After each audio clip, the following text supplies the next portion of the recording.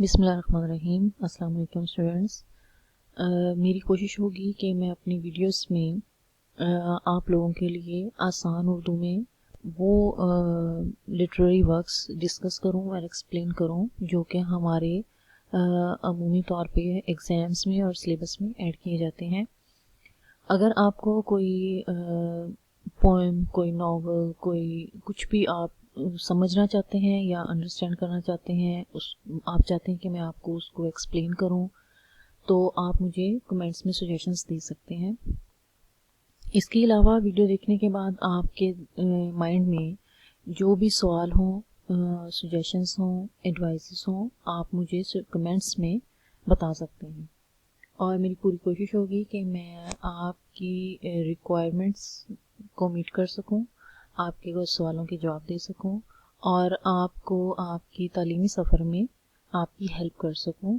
जैसे कि आपको पता ही है कि मौजूदा सूरत हाल में स्टूडेंट्स के लिए बहुत मुश्किल हो रहा है कि उनको कहीं से कुछ एड मिल जाए, हेल्प मिल जाए, स्पेशली इंग्लिश को लेके। तो मेरा मकसद यही है कि मैं ऐसे स्टूडेंट्स की हेल्प करूं जो घर बैठ के अपनी स्टडीज़ को कंटिन्यू करना चाहते हैं और इंग्लिश लिटरेचर को ख़ुसूसन ज़्यादा बेहतर तरीके से समझना चाहते हैं। मैं आपको उर्दू में एक्सप्लेन करूंगी सो दैट तमाम स्टूडेंट्स को ये चीज़ें अच्छे से समझ आ जाएं। जब आपको अच्छे से समझ आ जाएंगी तो फिर आपके लिए आसानी रहेगी कि आप उनको अपने आसान इंग्लिश में, अपने लफ्ज़ों में आप उसको एग्ज़ाम्स में लिख सकते हैं, टेस्ट्स में लिख सकते हैं और ज़्यादा बेहतर तरीके से आपको इसमें अंडरस्टैंडिंग होगी। इसके अलावा जो भी आपको पूछना हो, जो भी आपने सजेस्ट करना हो, काइंडली आप मुझे कमेंट्स में बता सकते हैं। चलिए जी, अब हम शुरू करते हैं। द सॉलिटरी रीपर, जैसे कि आपको नाम से ही पता आइडिया हो रहा होगा कि सॉलिटरी मीन तन्हा, अलहदा, अकेला, और रीपर मीन जो फसल की कटाई करते हैं।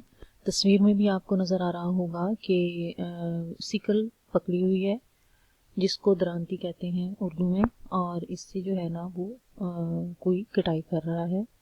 और विलियम वर्ड्सवर्थ ने ये पोएम एक सॉलिटरी रीपर, एक तन्हाई में फसल की कटाई करने वाली के बारे में तहरीर की है। अब हम जानते हैं थोड़ा शायर के बारे में। विलियम वर्ड्सवर्थ ने अपनी ज़्यादातर पोएम्स में, अब ज़्यादातर नस्मों में उन्होंने नेचर, कुदरती मनाजिर, कुदरती खूबसूरती, फूल, पत्ते, दरख्त, वादियाँ, माउंटेन्स, इन चीज़ों को लेके अपनी पोइम्स में उन्होंने ज़्यादातर बात की है। अंग्रेज़ी के ये रोमानवी शायर हैं और एस.टी. कॉलरिज के साथ मिलकर इन्होंने अंग्रेज़ी अदब के दौर में इन्होंने रोमांटिक एज इंट्रोड्यूस करवाई थी और इन्होंने लॉन्च की थी अपनी, इन्होंने एक किताबचा कह लें आप, इन्होंने लिरिकल बैलेट्स के नाम से शाया किया था, जिसमें उन्होंने रोमांटिसिज्म को जो है ना वो इंट्रोड्यूस करवाया था। यहाँ पे मैं आपको बताती चलूँ कि दो तरह की थॉट्स उस वक्त जो है ना वो पैरेलल रन कर रही थी, पैरेलल जा रही थी एक दूसरे के मतवाजी।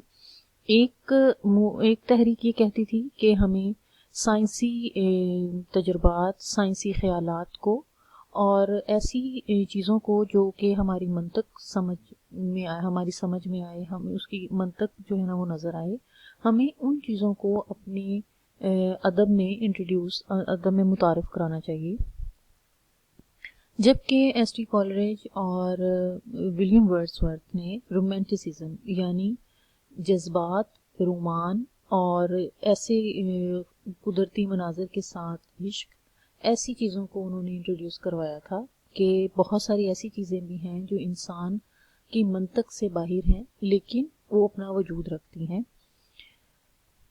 ये उस वक्त की जो है इनलाइटनमेंट के कंट्रास्ट में उन्होंने रोमांटिसिज्म को इंट्रोड्यूस करवाया था और उन्होंने कहा था कि जो इंसान के कवि किस्म के आपके जज्बात हैं, आपके एहसासात हैं और उनको हम एक पुरसुकून से माहौल में اور بہت ہی انتہائی خوبصورتی کے ساتھ جذبوں کی شدت کے ساتھ تحریر کرنا پوئٹری میں، شاعری میں ضروری سمجھا گیا، اور ہم ولیم ورڈزورتھ کی شاعری میں یہ تمام چیزیں حاوی دیکھتے ہیں۔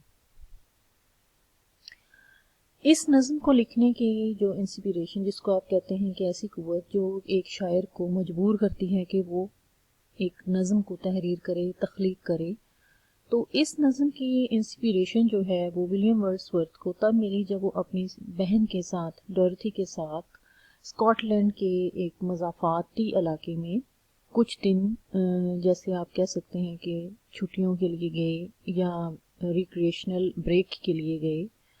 وہاں پہ جو بھی قدرتی مناظر ان کو نظر آئے، انہوں نے ان قدرتی مناظر سے انسپائر ہو کے، ان قدرتی مناظر نے اپنی خوبصورتی سے ولیم ورڈزورتھ کو اس قدر متاثر کیا تھا کہ انہوں نے یہ نظم جو ہے وہ تحریر کی۔ اور آگے آپ کو آئیڈیا ہوگا کہ جیسے جیسے آپ پڑھیں گے نظم کو تو آپ کو یہ احساس ہوگا کہ ولیم ورڈزورتھ نے اس ماحول کو بہت ہی خوبصورتی کے ساتھ اپنی نظم میں کیپچر کیا ہے۔ یہ نظم جو ہے وہ لیرک ہے۔ لیرک شاعری کی وہ قسم ہے جس کو ہم فارمل ٹائپ آف پوئٹری کہیں گے، جس میں آپ اپنے ایموشنز اور اپنی فیلنگز کو فرسٹ پرسن میں بیان کرتے ہیں۔ فرسٹ پرسن سے مراد میں، میرا، میں خود، یہ تمام لفظ فرسٹ پرسن کو ایکسپلین کرتے ہیں۔ جمع میں اگر ہم فرسٹ پرسن دیکھیں تو اس میں ہم، ہمارا، ہم خود، ایسے الفاظ جو ہیں وہ فرسٹ پرسن کو بیان کریں گے۔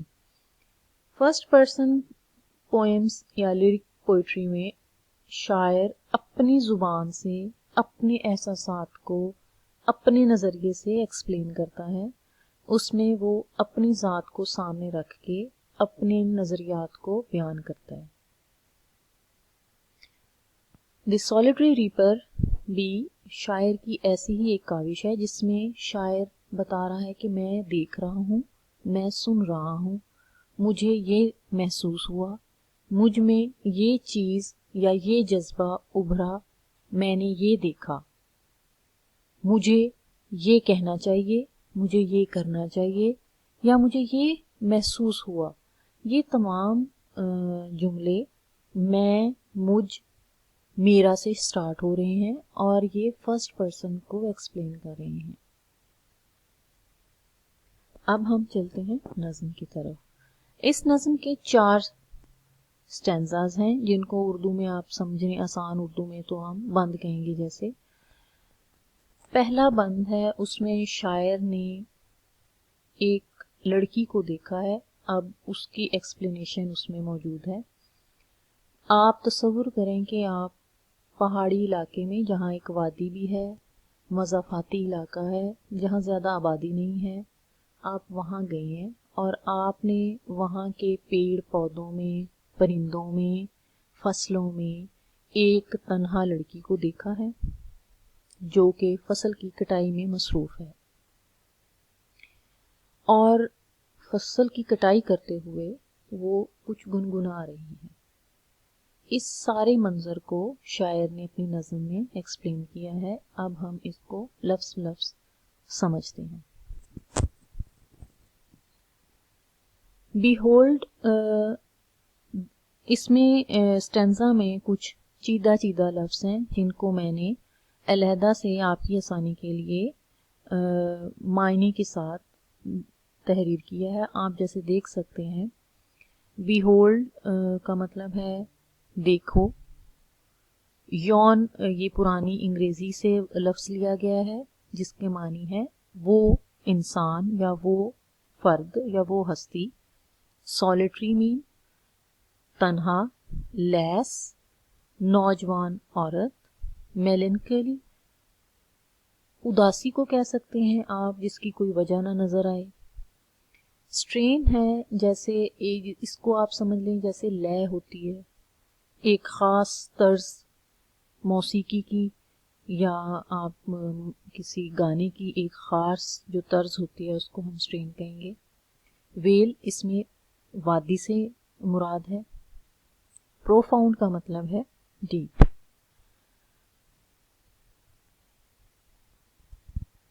شاعر اس میں کہہ رہا ہے وہ دیکھو اسے جو کہ فصلوں میں کھیت میں تنہا ہے، تم تنہا۔ ہائی لینڈ آپ کے وہ وہاں کا علاقہ ہے جہاں جیسے آپ کے فارسٹ ایریا، اسی طرح ہائی لینڈ جس میں پہاڑیاں ہوں، وادیاں ہوں۔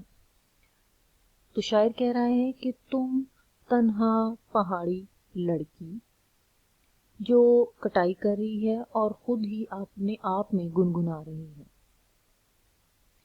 شاعر ہم سے بھی مخاطب ہے، وہ کہہ رہا ہے کہ کوئی بھی جو یہاں سے گزر ہے وہ یہاں رک سکتا ہے یا خاموشی سے گزر سکتا ہے، اور وہ اکیلی کاٹ رہی ہے اور باندھ رہی ہے ہوشوں کو، اور گنگنا رہی ہے ایک اداسی بھری لے۔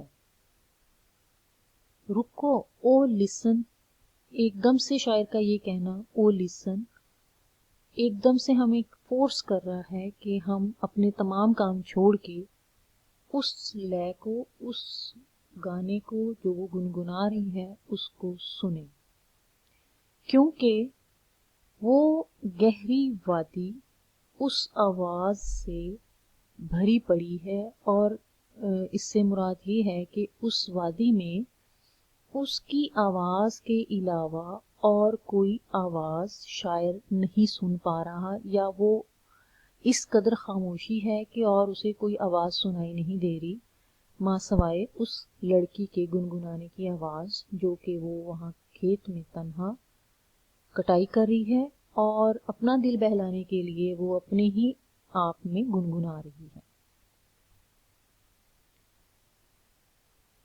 اب چلتے ہیں ہم اسٹینزا نمبر 2۔ اس کے معنی آپ دیکھ لیں۔ گانا گانے کو بھی شاعر نے اس لفظ سے مخاطب کیا ہے۔ جیسے آپ ہماری پرانی اردو کو دیکھیں تو پرانی اردو کے بہت سارے لفظ جو ہیں وہ اب ہم اپنی روٹین کی زبان میں استعمال نہیں کرتے۔ اسی طرح شاعر کی اس پوئم میں، ولیم ورڈسورتھ کی اس پوئم میں بہت سارے لفظ آپ کو ایسے ملیں گے جو اب استعمال نہیں ہوتے، یا بہت ٹھوس قسم کی انگریزی کی کتب میں آپ کو یہ سیدھا سیدھا ورڈز نظر آ جائیں گے۔ ویری مین تھکا ہوا ہونا یا بوریت محسوس کرنا، بینڈز، گروہ۔ ہانٹ مین کسی بھی جگہ، جہاں ویسے دیکھیں تو اس کو ہم استعمال کرتے ہیں کہ جیسے ہانٹڈ پلیس جہاں پہ سایہ ہو، لیکن اگر آپ پرانی انگریزی میں دیکھیں تو ہانٹ ہم سایہ، درخت کے سائے کو بھی کہا جاتا تھا، اور عموماً ہمارے ہاں بھی ایسا ہی دیکھا گیا ہے کہ درخت کے سائے میں لوگ گیدر ہوتے ہیں، اکٹھے ہوتے ہیں گفتگو کے لیے، گپ شپ کے لیے، اور یہ شاعر نے اسی حساب میں یہاں پہ لفظ ہانٹ استعمال کیا ہے کہ ایسی جگہ جہاں پہ لوگ سوشلائز کرنے کے لیے، ایک دوسرے سے ملنے جلنے کے لیے، ایسی جگہ جہاں پہ لوگ ملنے جلنے کے لیے آئیں اور وہ جگہ لوگوں کے ملنے جلنے کے لیے استعمال ہو، اس کو ہانٹ کہا گیا ہے۔ اب اسکاٹ لینڈ کا جو علاقہ جہاں پہ شاعر گیا تھا اپنی چھٹیوں کے لیے یا ریکریشنل آپ کہہ سکتے ہیں کہ ٹائم کے لیے، وہ ایک اسکاٹ لینڈ کا آپ کہہ لیں کہ مغربی ساحلی علاقہ تھا، اور جس کو اس نے ٹرائبس کے نام سے کہا ہے۔ اب ہم اس کی معنی کی طرف آئیں گے، اسٹینزا کو سمجھتے ہیں۔ شاعر اس کے گنگنانے کی تعریف کر رہا ہے کہ کوئی بھی نائٹنگیل، کوئی بھی بلبل، کوئی بھی خوبصورت گانے والا پرندہ اس سے زیادہ خوبصورت، خوش آمدید کہنے والے جملے، خوش آمدید کہنے والی شاعری تھکے ہوئے گروہوں